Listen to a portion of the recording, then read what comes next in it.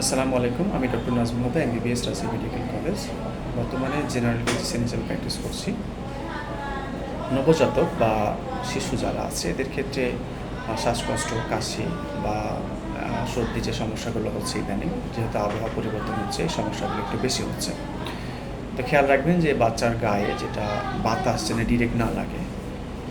যেমন ধরেন আপনি একটা টেবিল ফ্যান দিয়ে বাতাস প্রভাবিত না দেওয়াটাই উত্তম, বা ধরেন সিলিং ফ্যান আছে আপনার, সেই সিলিং ফ্যান থেকে যাতে তার গায়ে ডিরেক্ট বাতাসটা বেশি বাতাস না লাগে, এটা খেয়াল রাখতে হবে।